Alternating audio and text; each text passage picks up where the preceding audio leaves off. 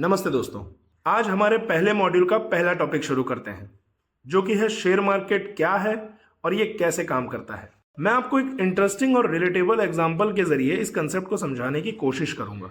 ठीक है, तो चलिए शुरू करते हैं। मान लीजिए वीर नाम का एक एंटरप्रेन्योर है जिसका चाय का एक छोटा सा स्टॉल है। वीर का टैलेंट अनमैच्ड है और उसकी चाय पूरे शहर में मशहूर हो चुकी है। अब वीर चाहता है कि अपने बिजनेस को एक्सपांड करे, लेकिन उसके पास उतने पैसे नहीं है कि वो खुद के पैसों से अपना बिजनेस आगे बढ़ा पाए। फिर भी वीर को कुछ भी करके अपना बिजनेस तो आगे बढ़ाना ही है। तो वीर के पास क्या क्या ऑप्शंस हैं, चलिए देखते हैं। सबसे पहला कि वीर बैंक जाकर लोन ले सकता है या फिर किसी फाइनेंसर से इंटरेस्ट पर पैसा ले सकता है। लेकिन ये दोनों ऑप्शंस वीर पर एक फाइनेंशियल बर्डन क्रिएट करेंगे, क्योंकि हर महीने ईएमआई और इंटरेस्ट देना पड़ेगा।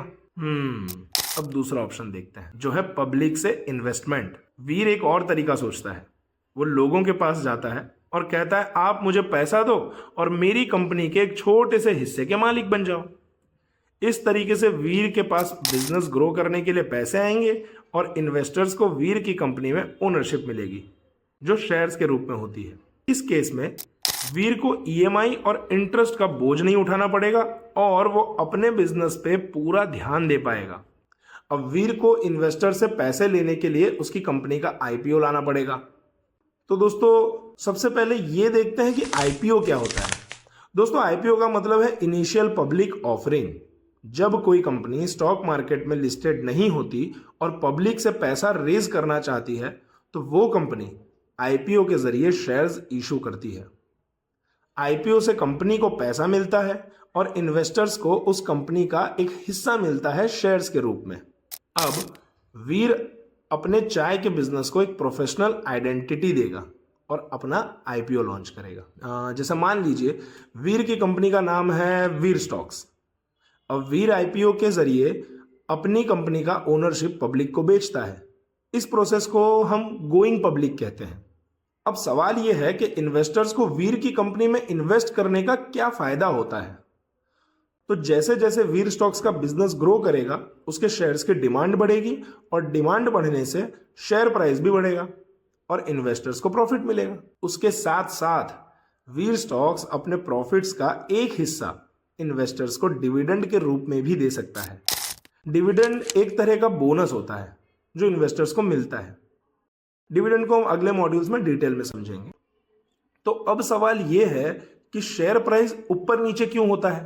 तो देखिए, जब वीर का आईपीओ लॉन्च होगा उसके बाद वीर स्टॉक्स के शेयर्स मार्केट में लिस्ट हो जाएंगे। अब कोई भी इन्वेस्टर या ट्रेड वीर स्टॉक्स के शेयर्स को बाय या सेल कर सकता है। अब देखते हैं कि वीर स्टॉक्स का शेयर्स ऊपर नीचे क्यों होगा। तो जब शेयर्स की डिमांड बढ़ती है और लोग ज्यादा शेयर्स खरीदना चाहते हैं तो शेयर प्राइस ऊपर जाता है, और जब शेयर्स की सप्लाई ज्यादा होती है और लोग ज्यादा शेयर्स बेचते हैं तो शेयर प्राइस नीचे गिरता है।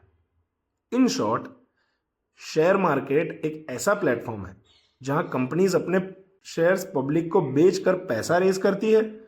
आईपीओ के जरिए कंपनीज को फंड्स मिलते हैं और इन्वेस्टर्स को ओनरशिप। शेयर प्राइस डिमांड और सप्लाई पर डिपेंड करता है।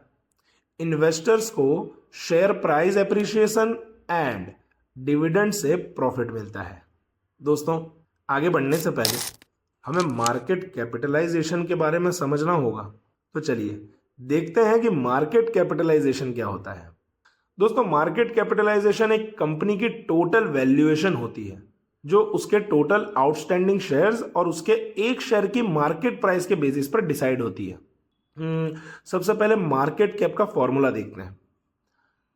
Market cap is equal to share price multiply by total number of shares. ये वैल्यूएशन मार्केट में कंपनी की साइज और उसके वर्थ को रिप्रेजेंट करती है।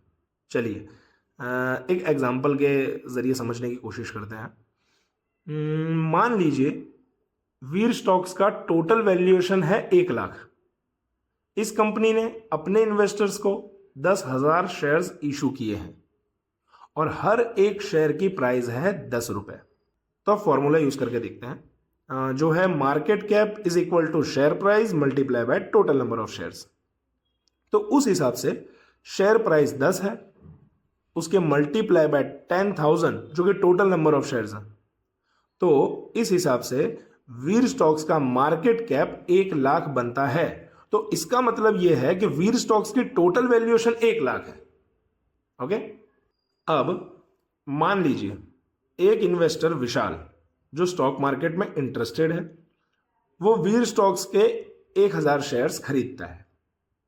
तो विशाल ने 1000 शेयर्स खरीदे हैं और वीर स्टॉक्स के टोटल इशूड शेयर्स हैं 10,000।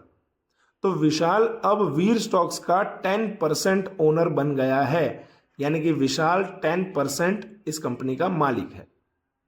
मतलब कि जो भी इन्वेस्टर जितने शेयर्स बाय करता है वो कंपनी में इतने हिस्से का मालिक बन जाता है और कंपनी की मार्केट वैल्यू बढ़ती है तो विशाल का इन्वेस्टमेंट भी ग्रो करेगा, और अगर कंपनी लॉस में जाती है तो विशाल को भी लॉस हो सकता है।